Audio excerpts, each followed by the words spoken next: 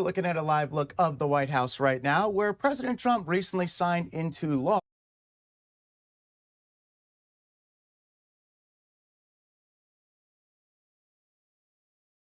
You're looking at a live look of the White House right now, where President Trump recently signed into law the bill that funds the Departments of Homeland Security sections with ICE and Border Patrol over the next couple of years. But the legislation also included language for the Renewed Hope Act, which is a bill geared at combating human trafficking. And one of the authors and main sponsors of that bill, Congresswoman Laurel, is now joining us here on Live Now from Fox. Congresswoman, thank you so much for taking the time and joining us here to talk about this very important issue. It is a pleasure to get to be here with you today. And yes, the Renewed Hope Act was part of that larger bill that makes sure that we fund ICE and Border Patrol through the end of the president's administration. But what Renewed Hope does is ensure that Homeland Security investigations has the funding and the personnel that it needs to help identify children who have been abused and trafficked, those children that we see in child sex abuse materials online. We've done a pilot program of this operation before. The Tim Tebow Foundation has been an incredible partner to us in Washington. And what we saw is when we have the right people, when we have the right experts, that Homeland Security investigations can help find these children, bring them home, and bring those perpetrators to justice. So this bill will help us help find. There are estimated to be 89,000 children missing and being abused. Help us find more of those children and bring them home. Can you say that number one more time? 89,000.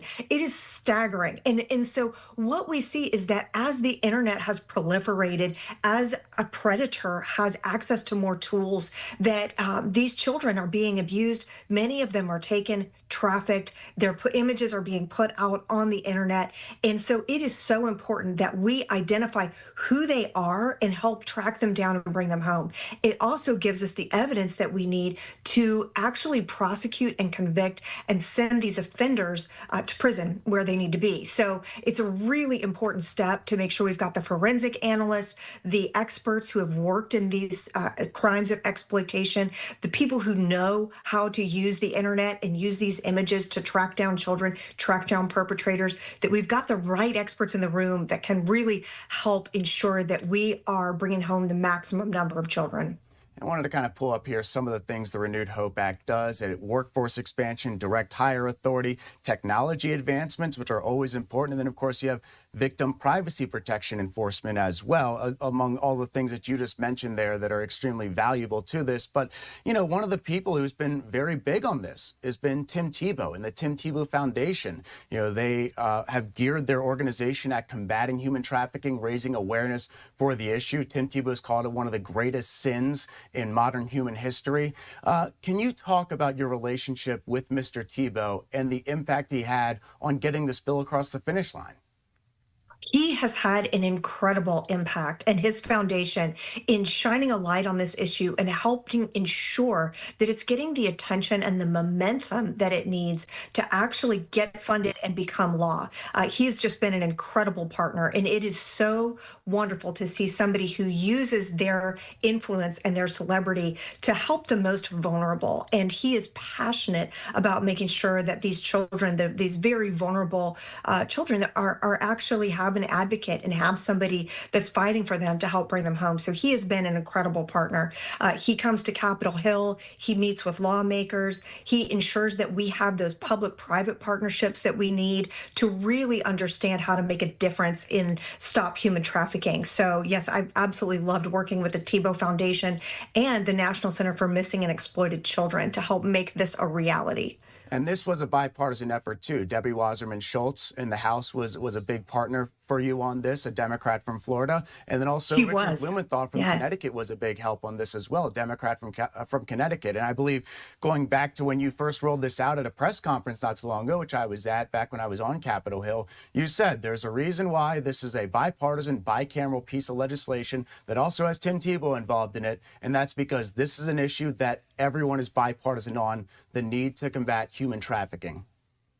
It's true. And it's a great example of how there are still some things in Washington that we can have consensus about. I was disappointed to see Democrats not vote for the overall bill that came back that funded ICE and Border Patrol. But on this specific thing, the Renewed Hope Act, we've had strong bipartisan supporters beginning to end. They really have helped us demonstrate that there are still things in Washington that lawmakers can get behind and work together to achieve. What's it like when you hear the details about what these kids have been through and the evil that they've endured, the abuse that they've endured? What goes through your mind when you hear the stories or even when you talk to the victims?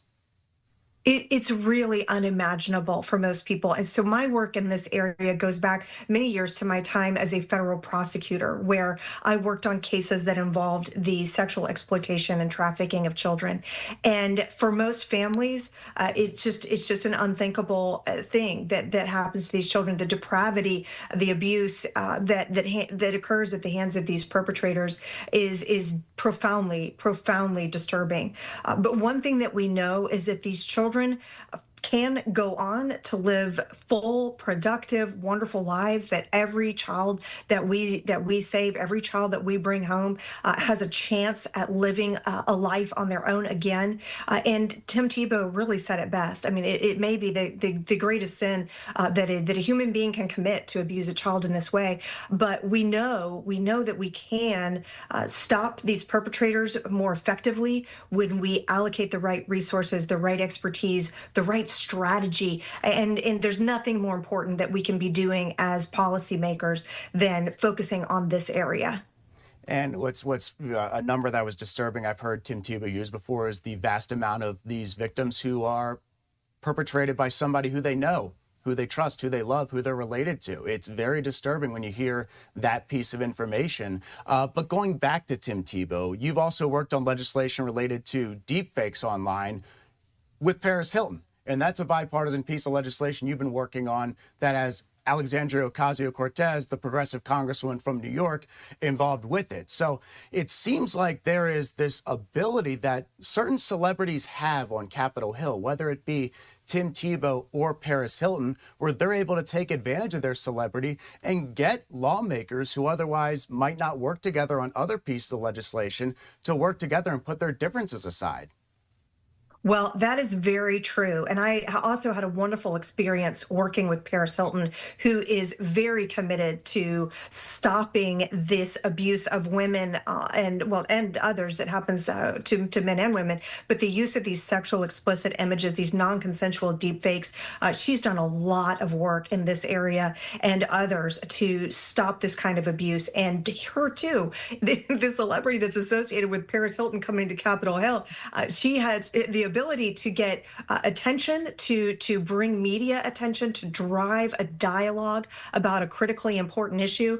And really, whether it is Paris Hilton or Tim Tebow, sometimes they can get meetings with lawmakers that just get that 15 minutes to really tell the story about what's going on here. That can be so persuasive and so compelling. So I am incredibly grateful to them both for using that celebrity and using that influence to really bring the message to the public about how important this is and get those doors open on Capitol Hill. It's been a great force multiplier for us and my bipartisan partners on both of these pieces of legislation. Well, it's a very important topic. It's a very disturbing topic. The details can be tough to talk about, whether it be human trafficking or these AI deepfakes. But it's a conversation we have to have because these are issues that need to stop and need to be addressed. And we thank you so much for joining us here on Live Now from Fox. Congresswoman Laurel Lee, final word, anything you want to add? Well, it's just so important to be also covering the story. So I'm grateful for the opportunity to talk about this legislation and make sure it's really the most important thing we can be doing as policymakers is to make sure that we're keeping up with the criminals as technology evolves. So must we. Absolutely. Congresswoman Laurel Lee, thank you so much for your time. Happy Sunday, and hopefully we'll have you back on Live Now from Fox and we can stay on top of this story. Thank you. I look forward to it.